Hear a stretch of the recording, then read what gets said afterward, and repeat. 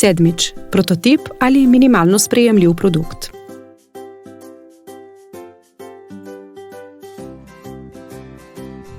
Minimalno sprejemljiv produkt je prototip našega izdelka.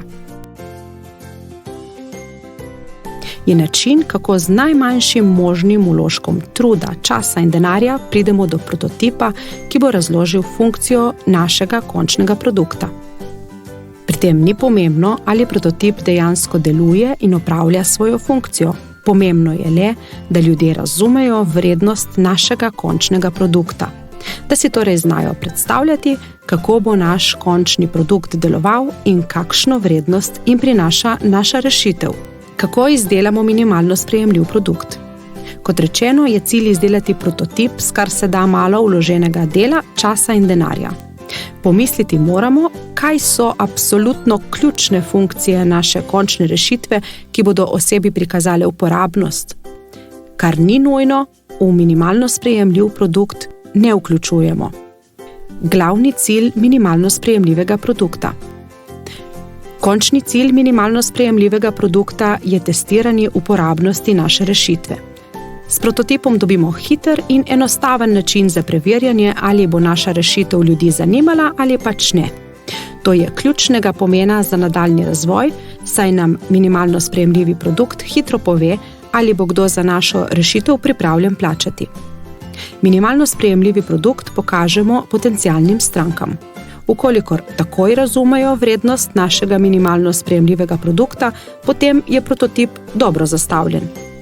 Nato jih lahko vprašamo o mnenju o rešitvi.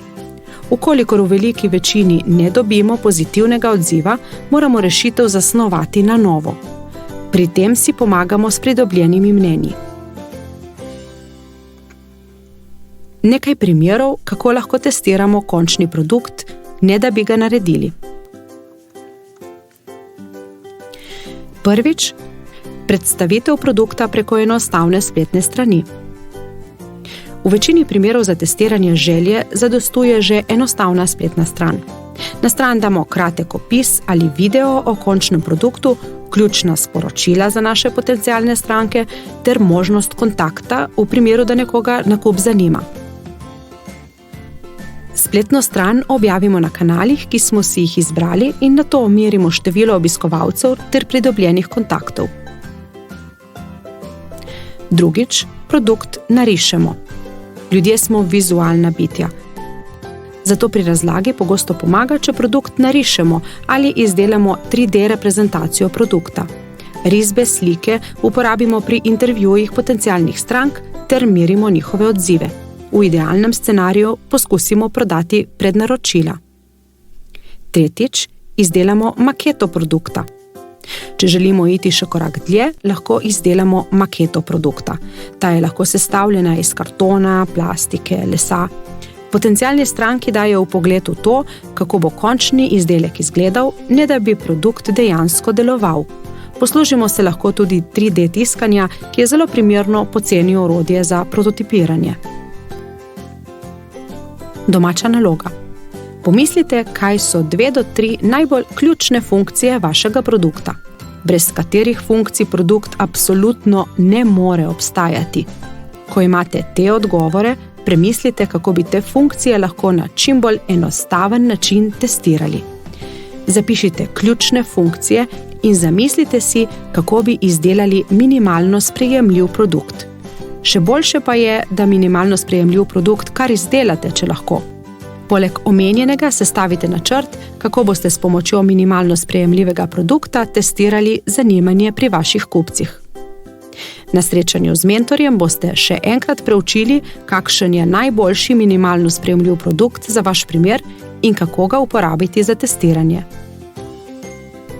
Metrike ali kaj bomo merili, da bomo vedeli, ali se podjetje razvija v pravo smer. Metrike so način, kako merimo uspešnost podjetja ali ideje. Ker nas občutki zlahka zavajajo, se v podjetništvu osredotočamo na kazalnike uspešnosti, ki pokažejo realno stanje podjetja.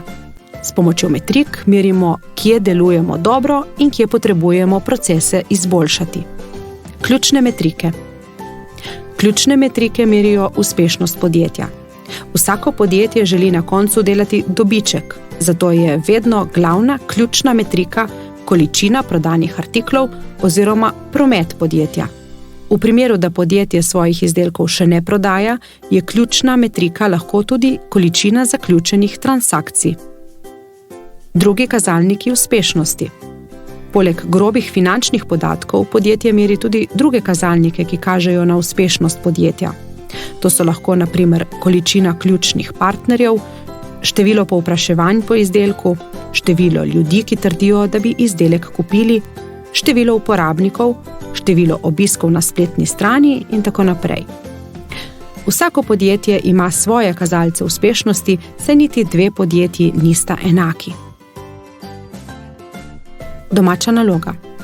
Razmislite o tem, kako boste merili uspešnost podjetja. Bo to količina prodanih artiklov?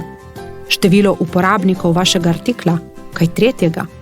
Kateri so tisti ključni podatki, ki vam bodo pomagali ugotoviti, ali ste pri poslovanju uspešni? Kateri so tisti podatki, ki vam bodo pomagali prodajo izboljšati? Odgovori na ta vprašanja so vaše ključne metrike.